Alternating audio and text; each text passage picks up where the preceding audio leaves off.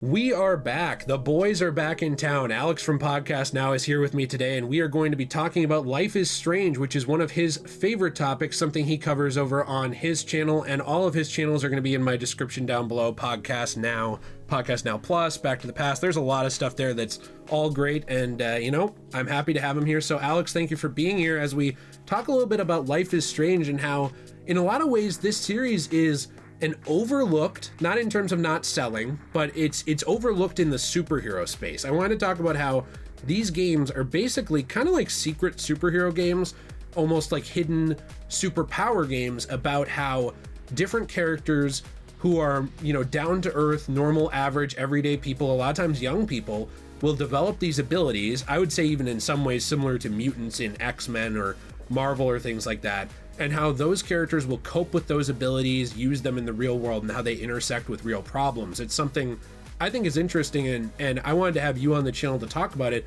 because you're just so passionate about the series, really. Yeah, well, thank you for having me back, and Life is Strange couldn't be a better comeback topic for us. But no, you're right. I mean, there's a lot that I think makes Life is Strange special, Life is Strange 1 in particular, but they really do all have the theme. And I actually, almost maybe inadvertently, I don't know if you thought this through that hard, but I think throughout all of these games, that might be what is Life is Strange. I think, Max Caulfield is Life is Strange in a lot of ways. Some of the imperfections, right, with like some of the dialogue and just kind of like real world kind of grounded stuff mixed with supernatural stuff, right? That's a huge, that really is what Life is Strange is, and solving problems using those powers that you didn't really ever ask for, right? So yeah, I don't know if you thought that far in depth with it, but I actually think this title and this topic is actually what makes Life is Strange what it is in the first place, amongst other things, but maybe mainly this.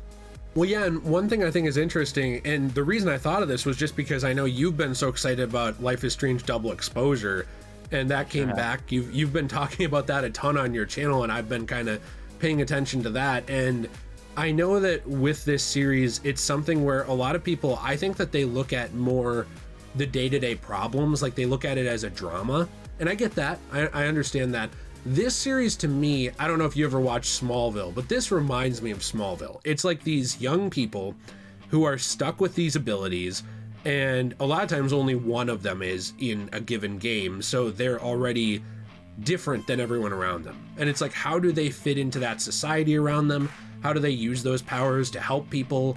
Or, do they not? Are they a little more standoffish? You even get those choices with someone like Max, like in the first game. You can be a little bit more standoffish. Now, you're not a serial killer or anything crazy, but you can be a little bit more angsty teen, or you can be a little bit more good girl, and you can kind of try and play it that way.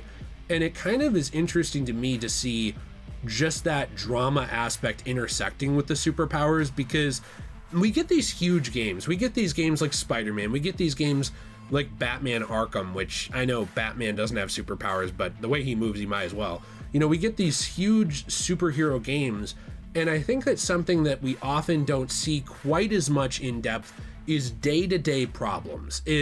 Well, this person, Max is getting texts from this person. I made it sound boring, sorry. Or this person is, there's like killings going on, but it's in the background. Or this person went missing, that's a big deal, because it's a small town. Somebody going missing is a huge deal, or someone dying is a huge deal. I think that we're getting so many of these larger than life, I don't know why I'd say like $300 million set piece games, like Marvel Spider-Man 2, which if you love it, great. If you don't, great. I don't care.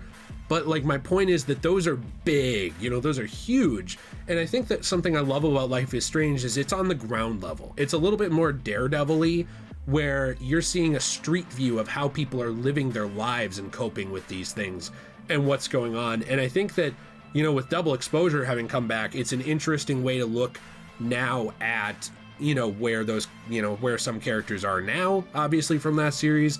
There's going to be things that are very frustrating to people. I know you've covered some of those on your channel too.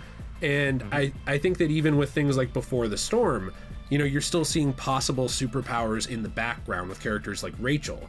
So I guess I just kind of want to know your thoughts on that. I think it's interesting you said that kind of is what Life is Strange is. That's not something I had thought about specifically with the powers. It's just a connection I noticed with all of them.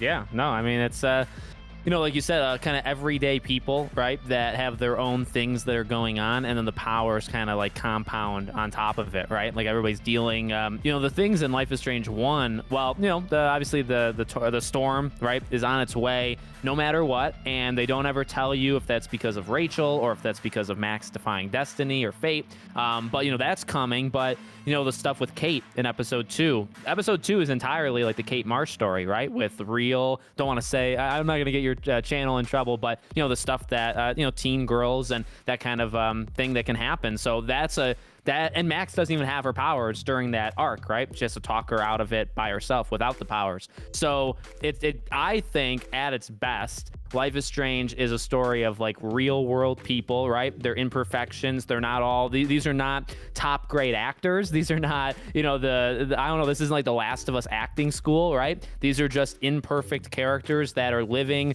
life that can sometimes get complicated. And then you have like your lead have powers, right? That kind of adds that supernatural flair to it. And I really think, there's a lot of other things, but that is a huge, I think that is a massive part of what makes Life is Strange so special. I remember I was telling you, even on messages when you pitched this to me, in the first game, it's the Everyday Heroes contest, right?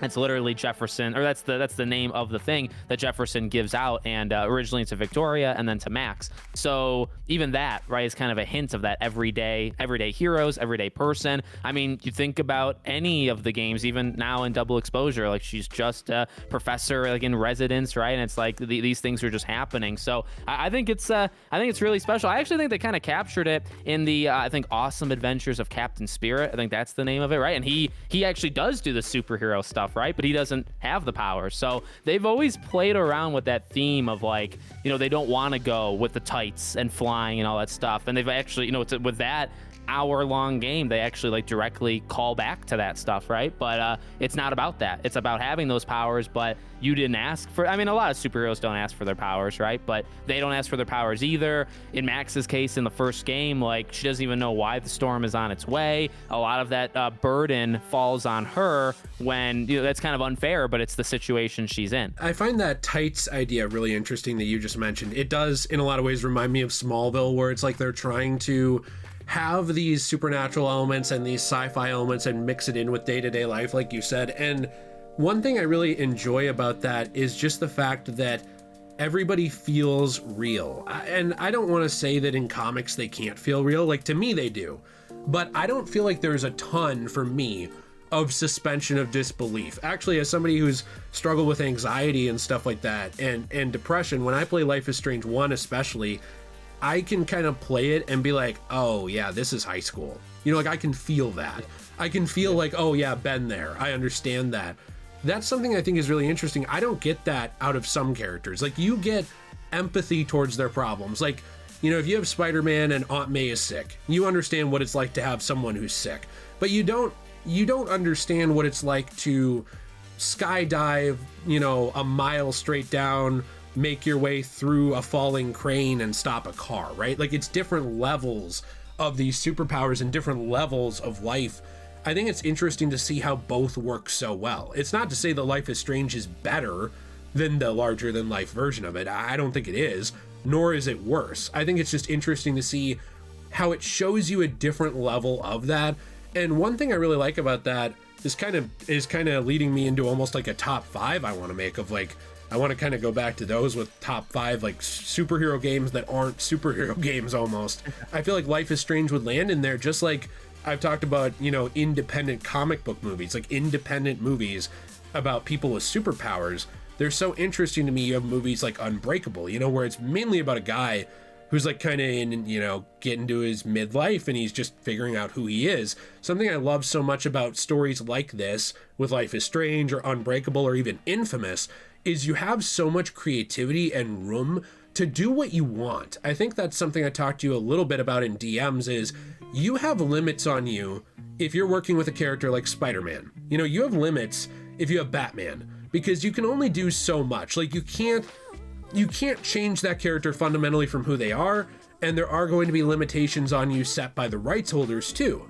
And with Life is Strange now, we not only have the expansion into comic books, which even more clearly shows, okay, well, this is tied to that superhero crowd, but we also have almost an unlimited freedom to take characters where you want. Sometimes that takes it to places maybe fans are not super excited for, and that's fair. But other times I think it leads to really, really cool stuff.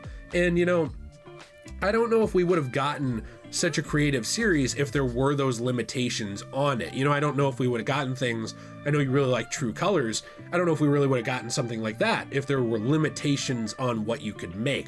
I don't know if we would have really gotten Before the Storm if there were limitations on what you could make. I think we would have just gotten 10 sequels with Max and that's it. And I think that even though I love Max and I'd like to see more of her actually going forward, I think that freedom is also something I really respect about this series. Yeah, no, they got themselves out of with time travel, right? Because you can kind of get pigeonholed, not just with Max, but you can get pigeonholed with, I personally believe like a time travel thing is one of the coolest abilities you can have. And I think in the medium of games, it's one of the most interesting. I don't think Life is Strange has ever beaten it in terms of being able to I think that's just such a fascinating idea, but they would never have been able to do anything else if they limited themselves to that, right? Like you have Rachel is like, there's definitely some symbolism there. You don't know for sure, but Chloe has the talkback feature, which is her own superpower, which is another thing to bring up, right? So she has it. Life is Strange 2 is literally the Force. He has the Force push and Force powers. And then True Colors is about reading emotions, right? Which people that almost taps into like a real world thing as well, where people can be kind of super sensitive to people's emotions. So they've gone in actually as many directions as you could hope that they, what I mean? They've gone with like kind of the stereotype, the Force push type thing, moving rocks and stuff that they have in 2, but they've messed with time, but then they've also had things where it's way more internal of Alex just being able to pick up on like people's thoughts and emotions, right? So that's I think that kind of shows you the arc and then now they're back, right? Now they're back time, but now it's the multiverse, a little bit more cliche, I guess, as well, but they can do some interesting things there too. So they've really gone through a lot, not just Deck 9, I guess Don't Not and Deck 9. They've been through quite a few different powers. I think the series is at its strongest when it's just, again, these everyday people. So I definitely, Max is almost larger than life now. So it's, they're in a somewhat tough situation with, if you continue her after this game, it's like, okay, now it's a trilogy and Life is Strange is more like an anthology series at this point. Although not necessarily right now, it's more of a sequel thing. But yeah, I think what Life is Strange, I think I've said this before about the series, like it does such a good job, I think, of attacking multiple themes and issues that even if you yourself has never gone through one of them, somebody else will. Like just the way Max is as a person in 1, you might be like that, or you might know somebody like that, but then you might know a Chloe. You might have a Victoria like that, the cool kids in school. You might know a Kate Marsh. You might like a Jefferson. Jefferson's a little bit more also, I guess, larger than life. Some of the themes with say eliminating people, things like that, right? Like I think these games are at their strongest when they're tackling a lot of different themes, kind of almost like back to back to back, and they're just throwing it at you and cycling in a really smart way. And then it has the powers. Like the powers, I don't know, the powers are definitely important, but it's the combination of the powers with all the other stuff. The powers themselves would just make it like a cliche kind of they have power type thing, right? But I think it's